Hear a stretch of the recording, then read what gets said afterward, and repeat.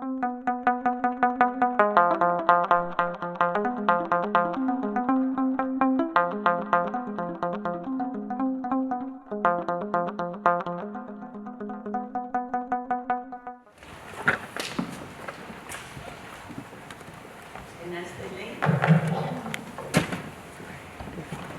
everybody. At least you know that word there. Well, I'm so pleased to see all of you, especially the young people, because it makes our church, our culture, we as people are continued when we see young people being involved in such important endeavor. So I thank the organizers, young Orthodox Ethiopian Christians, for such wonderful, wonderful task, wonderful work that they've been doing. I had the privilege to meet them prior to this event, and just my heart rejoiced to see their involvement, their deep desire in actually addressing this important issue, mental health and mental wellness. So it's a privilege for me to come and speak. And not just to speak, to set the note. The keynote speaker is someone who's going to set the note for the event. So it's going to be very brief, because I have a reason why it's going to be very brief. But I will try to make what are the relevant issues in addressing what illness is, what wellness is, the two things, yeah?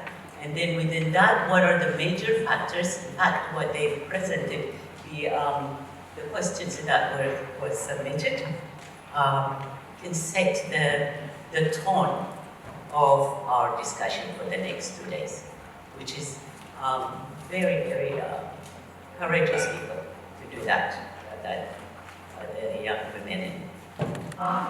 Again, I just want to highlight the issue, the subject matter that these young women and men have organized is not an event of one time. And it is not something that we can take care of it in one time. But this step will take us further.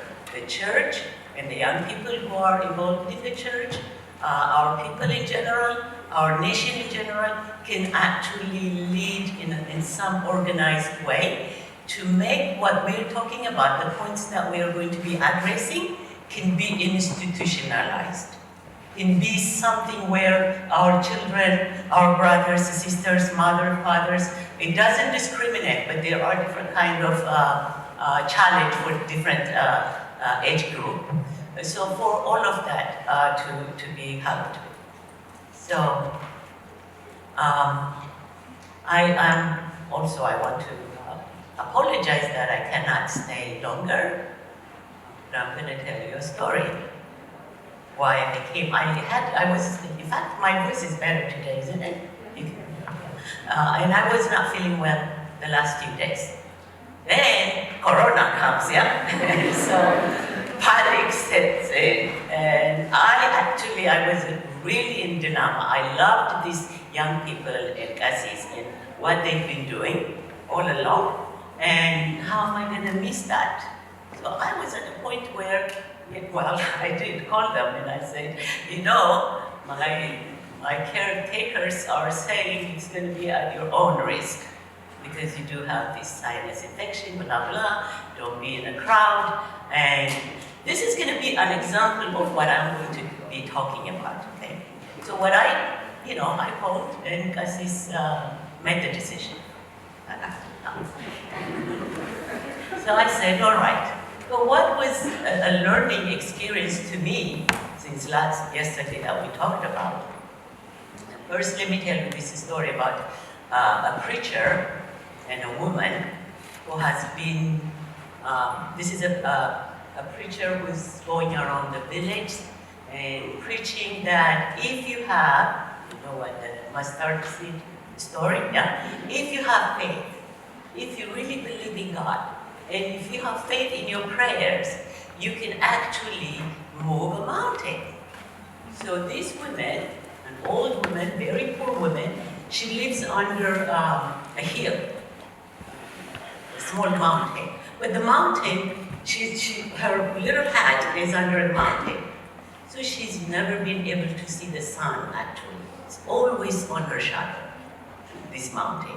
So when she heard this preacher walking around the village and preaching, if you have faith, and if you pray faithfully, you can tell the mountain to move, and it will move.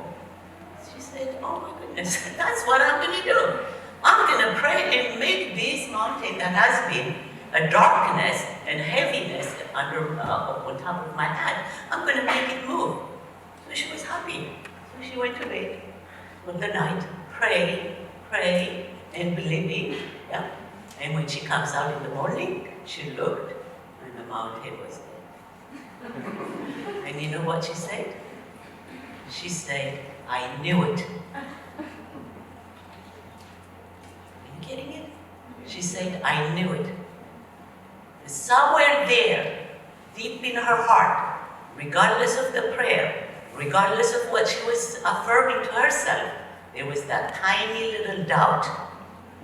Yeah? That tiny little doubt. So when she comes and I knew it wasn't going to move. That's what she said. So that was what was the challenge for me. I said, okay, Corona is going to scare me? Don't I talk about it everywhere I talk? My mental health or health approach is actually a holistic approach. Mind, body, spirit. And even within these three becoming whole, becoming one, becoming integrated, there was something else that I did as a unified, because he was talking about it, as a unified field that takes care of all of these. The spiritual component that can override any physical issue, any body or psychological issues. So that was my challenge, and I say, well, this virus is not going to scare me, but I got scared. And if I did not talk to them, I would come because, we are persons of Yulita. Yeah? But I would come with resentment. I would come, I don't want to go, but they're going to say this, they're going to, that sort of thing.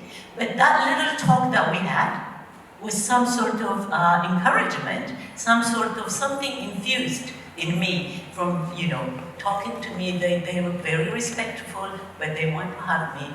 And I said, there's no way I'm going to miss these beautiful faces and these young people here. So, to set the tone, just because, as I said, it's not something we can talk about in 25 minutes or in 30 minutes. It is a big topic. What is health? What is wellness? Have you ever thought about that? What does being well means? So before I attempt to answer, but you can contemplate. This is the tone actually I'm going to leave you today. Not with a lot of answers, but with a lot of questions. With a lot of questions. Questions and problems have, within the questions and within the problems, the answers are embedded. So when you contemplate on the questions, after the two-day conference, you will become more, not, like they say, not coming from outside, but you will be inspired. Solutions and healing, whatever the issue might be, can come. So, who are we? To answer the what is health, who are we? I know fathers are here and you guys are all church people. I'm not going to tell you from a spiritual perspective, who are we? Who are we? What are we made of? If we don't know who we are, we may make a mistake with what we feel, yeah, what we behave, our actions. There could be something. So one of the questions would be, who am I? Not just the name, not just the school, not just the money, not just the house. Who am I truly? What am I made of? So the three things, the holistic approach, or Tawahedo as I call it, is a unified field of healing. And I want us to answer that question from that perspective. So the simple way, there is one level of reflecting, who am I, what am I made of, and then that will lead to what's my purpose in life. Do I have a meaningful life? Am I connected? Am I connected to everything around me? And am I connected also with my inner being? Yeah. So, but on the surface, we are body, mind, spirit. You hear that every day. Yeah? People talk about those things. Body, mind, spirit. We know for sure we're not just a physical entity. There is no special intelligence to let us know that. We are not a physical being, because if you're a physical being, you can walk around like zombies with no soul, with no feeling, with no thought, yeah? So we know we are more than a physical being, one. There's one of the anonymous person who shared has a good point about the physical and the mental issue. So we are body. We're made from material, just like, from the church perspective or from any science perspective, we are matter. Matter in its smallest form, atoms, molecules got together, that's what we are physically. And they are aligned in incredible way. Every time you study biology or the brain, for me, I'm just amazed who the creator is. Wow, it is amazing. On atomic level, not even on an atom level, reducing that atom into its smallest unit, whatever energy you can call it, how is it orchestrated, how we are created, how we are perfectly made.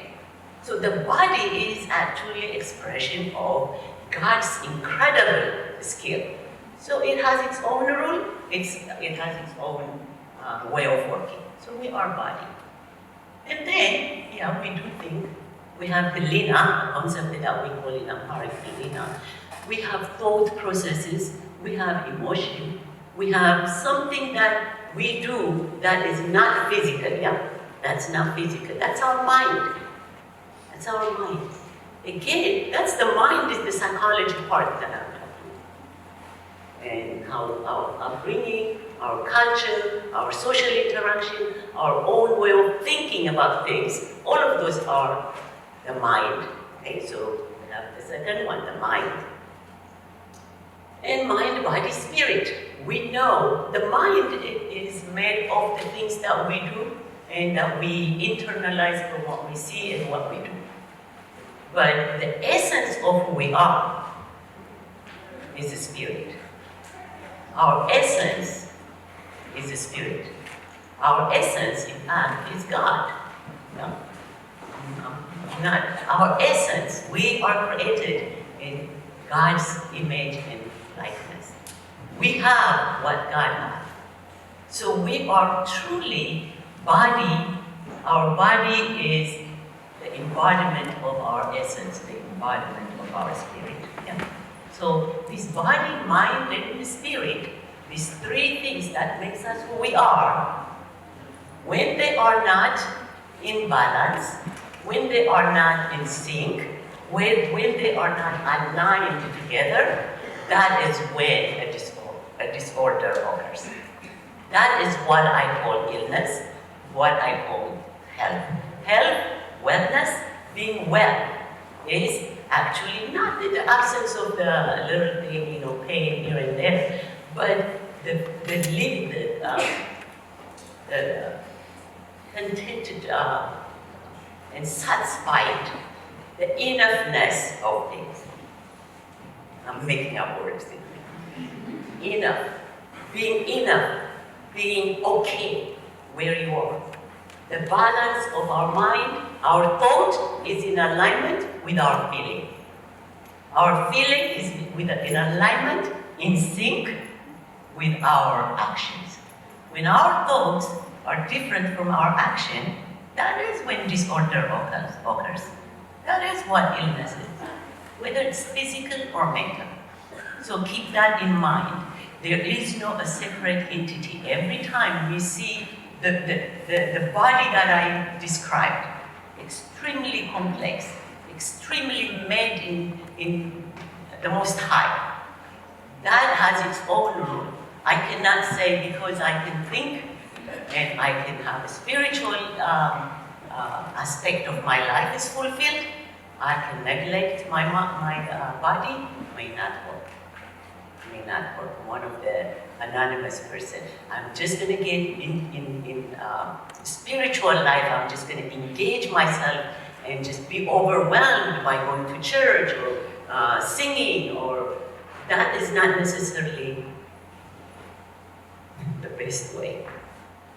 Because the body is also a temple of God. The body is something that needs attention and be respected. What we put in, addressing it when there is a need. So it is not just one of them. It is not just the spiritual part. It is not only the physical part. It is not only the mind part. So making these three things come together is the most crucial component. So how do we get this imbalance? What are the most, so I'm going to, as I said, I'm going to highlight some of them so we can set it for the future talk and for future action. So whenever we talk from the anonymous, what we heard was a lot of people suffer from depression and anxiety. That's the most that we hear. That's not only mental illness. We have dozens of them. But most people are going to suffer from depression and anxiety. Not just, and there are also some serious, like schizophrenia type of illness, that may not be a common illness. Not more than 1% of the population suffers from psychotic disorder, schizophrenia particularly, but the vast majority, 74% that you guys surveyed, of the surveyed people have said, I have experienced some sort of depression, some sort of anxiety. So where is it coming? So one, we have to distinguish what depression is from sadness. Sadness is not depression. Occasionally, being depressed, you know how casually we say, how are you? I've been depressed and the news is like this, I've been, I'm happy. Yes, that is just a sadness. But how do we distinguish when something is clinically, that's clinical depression, that is something serious, not something that you shake it off and get up and go, it will disappear. No, it will not disappear that way. I'm talking about clinical depression here.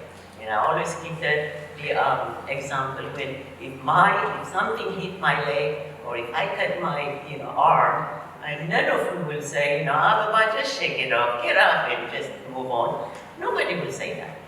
Because you see it broken, the bone is broken, I'm bleeding. No one in their right mind will say, just be tough and move on. But when it is with mental issue, with emotional issue, just because it is invisible, because we cannot see it, that's what we tend to do. Shake it off. Let me just push this through. Let me just go ahead. But it is as broken as the bone. The spirit, the mind of that individual is broken, is bleeding, and we just don't see the bleeding. So depression is a serious illness that is, you all experience directly or indirectly. You either care for somebody that is suffering, or you suffer yourself. So it's a large population that are suffering.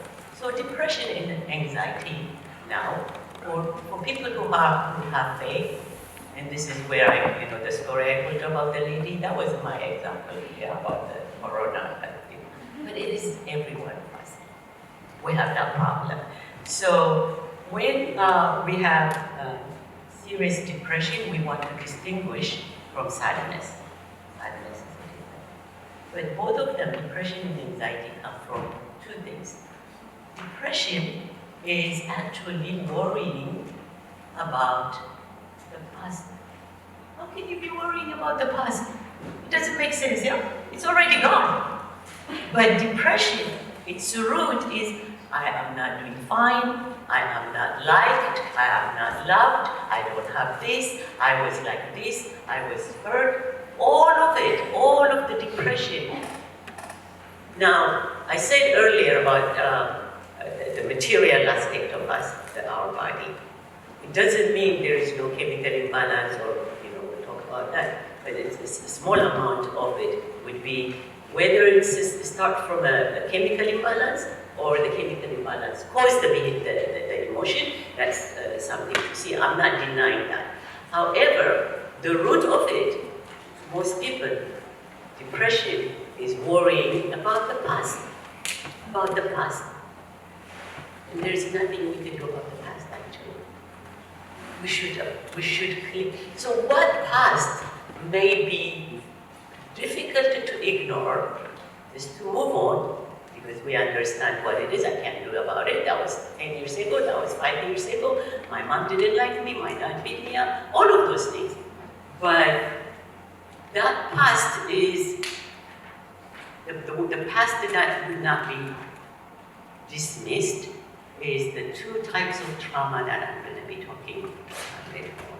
Traumatic experiences, especially, there is a score now, a scale that is measuring the childhood trauma.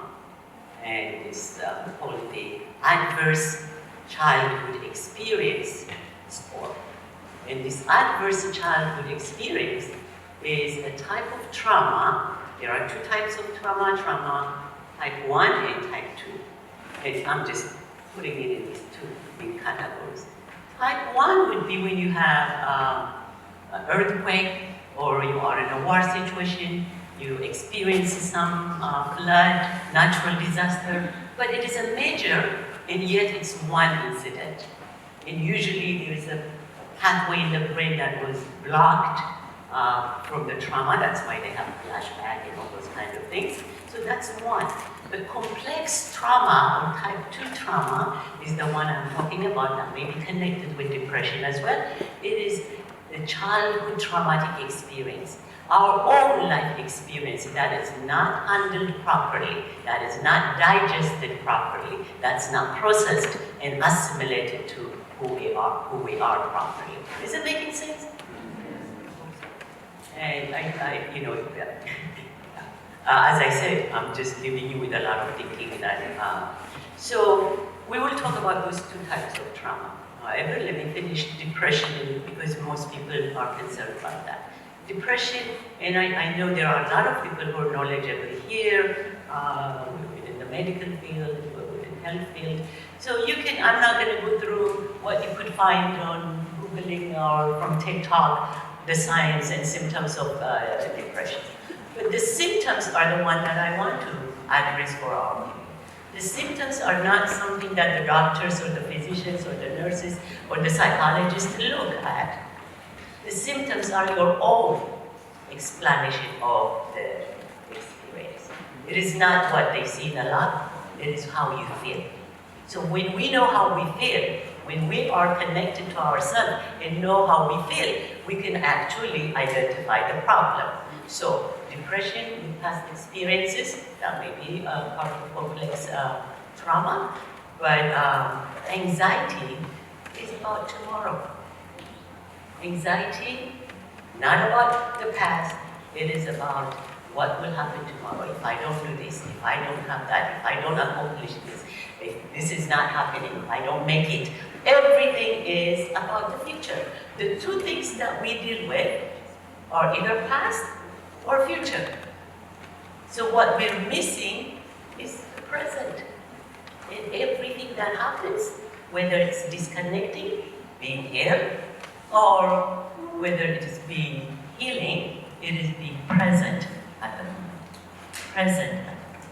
And that is crucial, and that's one of the therapeutic method that I use within Therapeutic.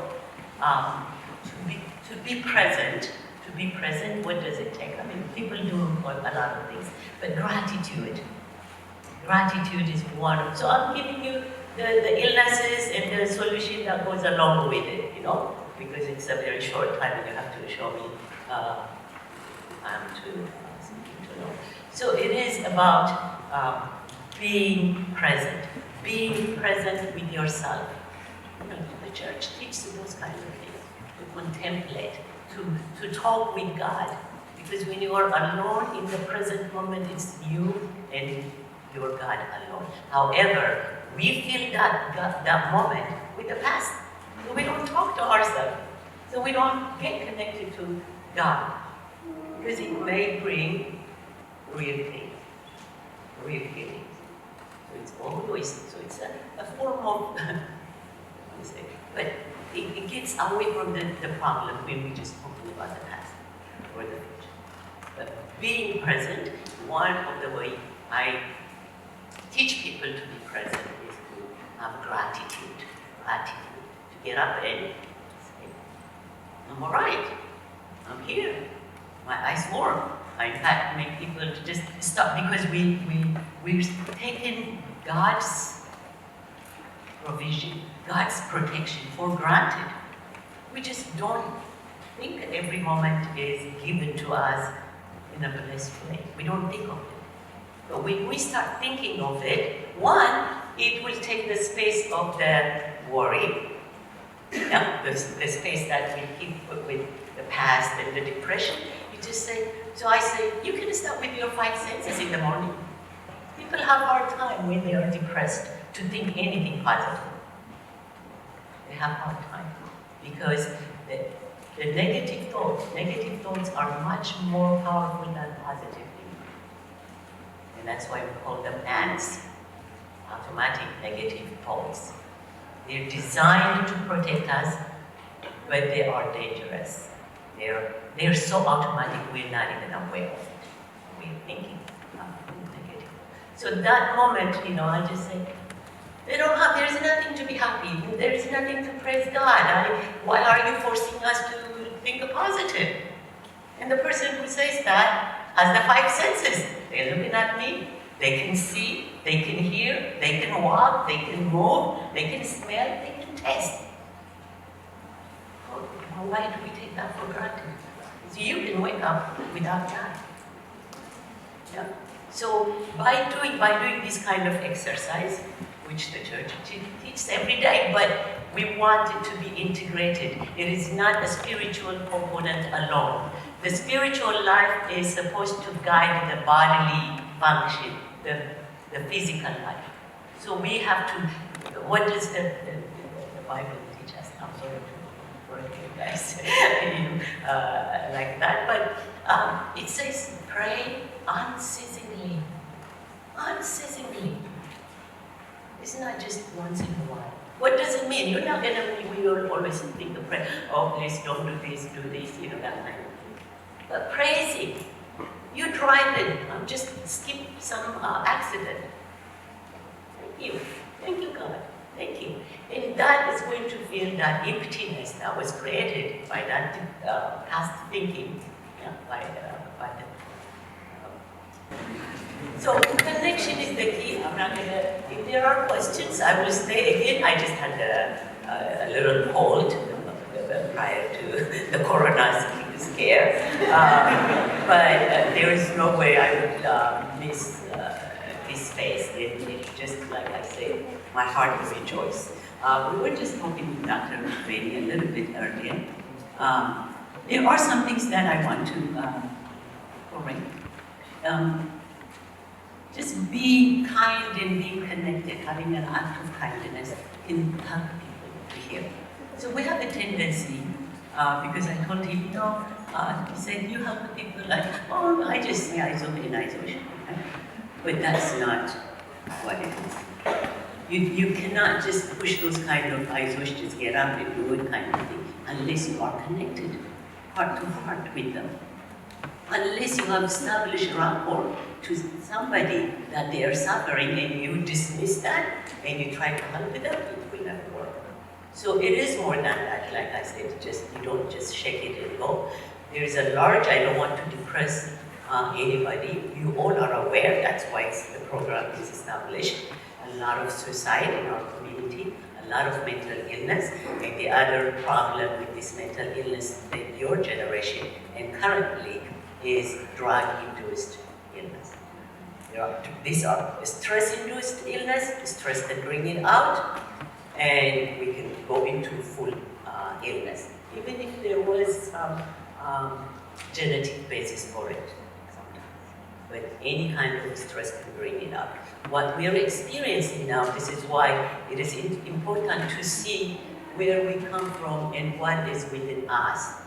More than other plans that I see, our community, young people are trying, because they are pushed. You gotta be successful in school and go to your first year college, you take Adderall and all of those things so you can study all night. And I'm sure the parents don't know that.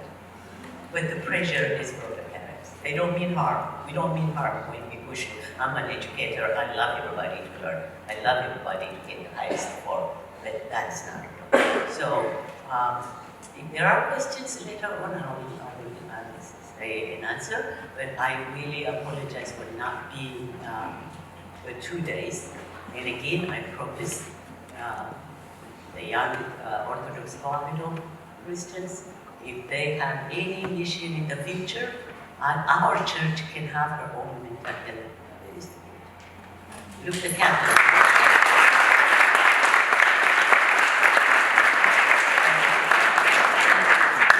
We are Orthodox. We are Covenant. We are the first. With the direct, we take. There are a lot of Germans who are studying this and who are studying our ways. The Catholics do respect us, but they have universities, they have hospitals, they study the sciences. You don't have to be one person in church, another person outside of church. Sunday somebody, Monday another. It can be integrated. We are wonderful people, we are historical people, and I love you guys, it's just amazing.